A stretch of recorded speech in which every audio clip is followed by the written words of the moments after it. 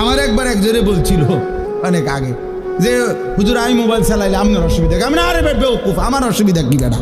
অসুবিধা তোর বেটা, সমস্যা তোরে ফিরাইতে চাই বলে বলছি বেটা, তোর পরিবর্তন চাই বেটা, এই আশায় বলি বেটা। তোর ভাত আমি খাই না, আমার ভাত তুই খাস না বেটা। তোর মতো ফালতু বেটা জাহান্নামে গেলে, তুই বরবাদ হয়ে গেলে আমার সমস্যা কি বেটা? এজন্য চরিত্রহীন লম্পট ছেলে মনে রাখো, তোমার মতো অপদার্থ যদি জাহান্নামী হয় তো আল্লাহ তাআলার জান্নাতে যাওয়া বান্দার অভাব পড়ে নাই। দেখো নারী, দেখো ছবি, দেখো বেটা উলঙ্গ দৃশ্য, তোর মতো ফালতুরে গণার ধরবার টাইম তো নাই বেটা। অসুবিধা কি? কত নাফরমান আইলো গেল এই পৃথিবীতে, ইসলাম তো কিচ্ছু হয় না।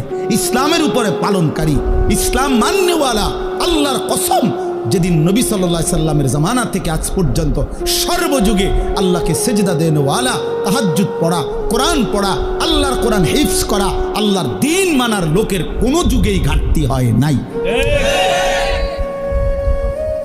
হবেও না ইনশাআল্লাহ। তো তোমার মতো ফালতু বেটা কামে লাগলে তোমার লাভ, তুমি বরবাদ হইলে কার কি সমস্যা? আমনের কি সমস্যা? আমার কি সমস্যা বেটা? বেওকুফ, তোর সমস্যা বেটা, তোর সমস্যা। জাহান্নামের আগুনে কষ্ট পাইবি বাপ, এজন্য তোরে ফিরাইতে চাইছিলাম।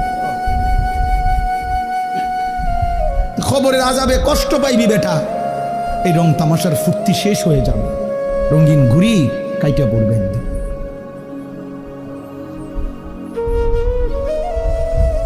রঙিন ঘুড়ি একদিন কাইটা পড়বে, এই চুলের পেখম একদিন কেউ দেখবে না,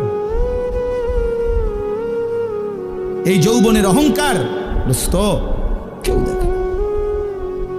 এ দেখতে দেখতে ফুরায় যায়, দেখতে দেখতে হারায় যায়।